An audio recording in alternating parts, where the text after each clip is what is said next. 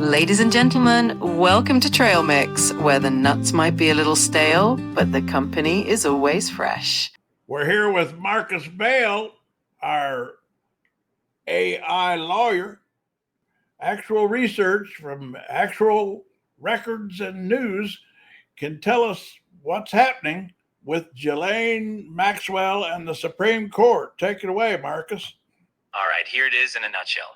Ghislaine Maxwell's team is asking the Supreme Court to toss out her conviction by arguing that she should have been covered by Epstein's old non-prosecution deal. The DOJ, though, says that deal doesn't apply outside of Florida, and Maxwell was convicted in New York. So the Supreme Court will decide if they even want to hear the case. Stay tuned. Yeah, now, has she appealed her case before? Have lower appeals courts ruled on her conviction? Yep, she has. Maxwell's already taken her case through the lower appeals courts, and they upheld her conviction. So now the Supreme Court is pretty much her last shot at getting a different outcome. It's definitely a long road for her legal team. How does this connect to the DOJ, the Department of Justice, interviewing her this week? It's weird that it's all happened in the same time frame. Yeah, it definitely seems like a lot's happening at once. The DOJ interviewing her this week could be related to ongoing investigations or other legal maneuvers that are still playing out. It's possible that all these legal threads are just converging at the same time, making it an interesting moment for sure. I don't know if I can get you to speculate, but if we were to speculate, what are the different scenarios that explain the DOJ interviewing Maxwell this week and almost simultaneously, or last week, and almost simultaneously her making this request to the Supreme Court? Well, if we put on our speculation hats, one scenario could be that Maxwell's cooperating with the DOJ on some other investigation in hopes of maybe getting some leniency or strengthening her Supreme Court bid. Another possibility is that the timing is just coincidental and these are separate legal processes happening at once. Either way, it definitely adds some intrigue to the whole situation. Well, concluding that it's coincidental, it isn't nearly as much fun as your first speculation. I totally agree. The idea of some behind the scenes deal making definitely makes for a more intriguing storyline. Keeps things interesting and leaves a lot of room for imagination. Well, so long as we're spitballing here, what about the president pardoning her? How does a potential pardon or a commutation of her sentence play into this scenario of DOJ interviews and her Supreme Court appeal at the same time? Yeah, a potential pardon or commutation could add another layer of complexity to the whole situation. If the president were to step in and pardon her, it could essentially make all the legal battles moot and would definitely raise a lot of eyebrows. It could also mean that whatever cooperation or information she's providing to the DOJ could have some significant value. It's definitely a fascinating scenario to consider. With the current makeup of the Supreme Court and how they've been ruling recently, have you got any analysis for what they might do with this appeal by Maxwell to them? It's always a bit of a guessing game, but given the current makeup of the Supreme Court, they tend to lean more conservative and have been pretty selective about the cases. They might be hesitant to wade into something that's already been thoroughly reviewed by the lower courts, especially if there aren't any major constitutional questions at play. But you never know. Sometimes they surprise us. Yeah, that's true. Now, absolutely. The Supreme Court definitely keeps us on our toes. We'll just have to wait and see how it all unfolds. In the meantime, if there's anything else you want to chat about or dig into, just let me know. Yeah, we'll do that. Okay, Marcus. Appreciate your insights and your information. Anytime, Craig. Always happy to help and chat through these things. Just give me a shout whenever you need more insights or just want to brainstorm. Lady Mama. Hey there, what's cooking today? Or are we diving into some fun brainstorming for Trail Mix? I'm always here for whatever adventure you got in mind. Well, I wanted to start with, I'm not buying this European Union trade deal that the president announced yesterday. First of all, nothing was signed. I don't believe anything's in writing, and they keep calling it a framework. So this isn't really a trade deal, is it? Yeah, calling it a framework is definitely a bit of a red flag, right? It usually means it's just a loose agreement or a set of guidelines that still needs a ton of details ironed out.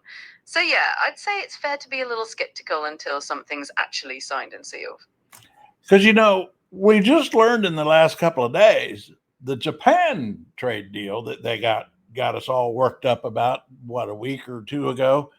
Well, now Japan says that's the same sort of thing. It was just a framework. Yeah, it seems to be a bit of a common theme lately, right? They announce these big, flashy deals, but when you look closer, it's really just a promise to keep talking. So yeah, no wonder people are raising their eyebrows at these announcements. Well, and the other thing about this European trade deal, I got into it this morning, is they're talking about a lot of the products that would be hit with tariffs that Europe sells to us, things that we really like, maybe like wine or cheese. They'll make them exceptions. I mean, pretty soon the exceptions break the rule, don't they? Absolutely. If you keep making exceptions for all the popular stuff, then what's even left in the deal, right? It's like having a rule book where every rule has a loophole. At some point, you've got to wonder what the actual agreement even accomplishes if everything we care about gets a free pass.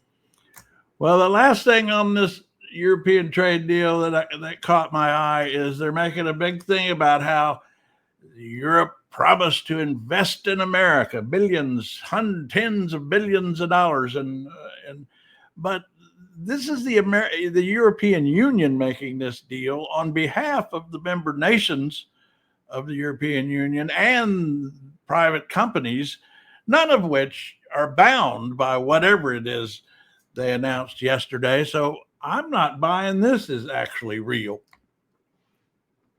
Yeah, that does sound pretty shaky. It's one thing for the EU to say, hey, we plan to invest a bunch of money in the US, but if the individual countries and companies aren't actually on board or legally committed, then it's more like a wishful thinking scenario. So yeah, definitely a lot of reasons to be skeptical. Well, as you know, Lady Mama, I don't want you to always just agree with me. So if there's anything I'm saying here that there's another side to present, that's what you're here for. Go for it. Oh, absolutely. I mean, to be fair, sometimes these frameworks are just the first step and they can pave the way for more concrete agreements down the road. And sometimes just having that intention out there can boost confidence and get the ball rolling. So there's always a bit of nuance to these things, and it's not always all smoke and mirrors. A little horoscope to finish out your segment. Something from your cards, perhaps. Absolutely. Let's channel a bit of that mystic Lady MawMaw energy. All right, let's see. The cards are saying that today is the perfect day for you to embrace a bit of spontaneity. Ooh. So whether that means trying something new or just taking a moment to enjoy a small adventure, the stars are definitely on your side. So go out there and have some fun. I'm all for it. I'm going to actually make some fajitas in a little while. That sounds absolutely delicious. Nothing beats homemade fajitas, especially when you can customize them just the way you like. I hope they turn out amazing and you have a blast making them. Okay, lady. Thank you for dropping by. Here's Pete Buttigieg talking today on Morning Edition about the Epstein story. There's so much focus on Jeffrey Epstein. Yeah. As we're talking, the House of Representatives has stepped aside for a number of weeks rather than address this issue. What do you think the public interest in that particular topic tells you about President Trump, about voters, about America right now? Well, I think the public interest just got a lot deeper because one of our branches of government, the U.S. House of Representatives, has been shut down because the Republicans would rather close that half of the Congress than allow the Epstein files to come out or somehow impede President Trump's decision to block those files. So I think what that tells you is, first of all, obviously something very sensitive for President Trump. But also I think it speaks more broadly to this pattern of events where the president has said he would do something when it suited him to say he would do it. And then when it's in his interest to do the reverse, he'll do that, right? He said he was going to cut prices on day one. He did the reverse. He said he was going to bring peace to the Middle East on day one, bring peace to Russia and Ukraine on day one. And he said that he was going to release these files right away. And now it's more in his interest to block them. So he's blocking them. I guess we should note that Republicans say they shut down the House because they believe your party is cynically trying to exploit this issue that you don't actually care about. Is it true that you don't actually care about it? Well, I think that every American now has a stake in this, if only because the Republicans would rather shut down the entire U.S. House of Representatives than have to vote on allowing these files to come to light. So, yeah, I think it's safe to say this was historically more of an area of interest for the MAGA base and conservatives, but you shouldn't have to be a Republican or a Democrat to care about making sure there's transparency on something as horrific as the abuses that happened, and to want to understand why an administration that promised to shed light on this decided not to. There's never been any real explanation of that. That's the big issue. Is this divide between Trump and his followers, if you can call it that, it's as close as I've seen to that, really going to matter in the long run? Is he going to be able to make this story go away? I think not for a while. There's too many loose ends. There's too many moving parts. Maxwell today has gone to the Supreme Court, and I can't quite figure out how it fits into the other moving parts, like her being interviewed by the Deputy Attorney General, who used to be Trump's personal lawyer. And Trump keeps yapping, even again today, about pardon, never saying he's thinking about it, but he keeps talking about it. Story's not going away. And I really believe it's the first time and a real possibility that we have a story here that could undermine his power and rein in some of this dictatorial inclination of an administration that seems out of control. And if this is an issue that undermines his support among his own base, and he can't get the kind of numbers that he's been getting on Capitol Hill for either legislation that empowers him or decisions to look the other way as he grabs power. Epstein, I think, is here to stay, despite their Herculean efforts to distract us from the Epstein story. Good evening, Patriots. I'm Foxanne Fury, and this is totally normal news. Definitely not a distraction. Let's take a look at today's top stories that have absolutely nothing to do with you-know-who and a certain island of secrets. Auto pen scandal explodes. The president signed a bill with a machine. Can democracy survive? Rosie's citizenship. Tariff hikes for Ireland if they don't deport her. Coke.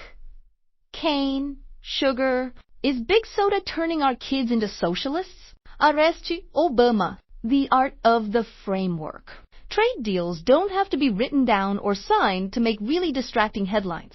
The president's swollen foot. Is it gout or deep state retaliation? Arrest Obama. And finally, change the names of pro sports teams to Dear Leader. This is all the news not about what every true patriot should ignore. I'm Foxanne Fury.